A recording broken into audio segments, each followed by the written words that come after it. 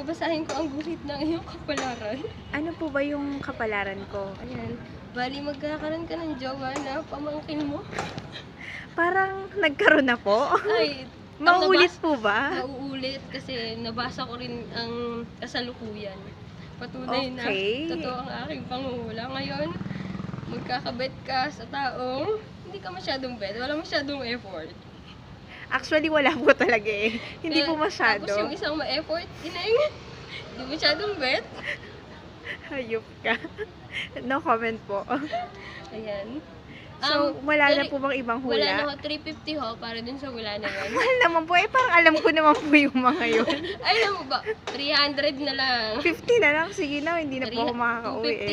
250 hanggang Sige na po, tawad effective po ba yung bola nyo? Eh, Effective binabola yan. nyo lang po ako.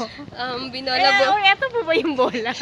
Ito yung bola-bola. Ikaw asadong-asado.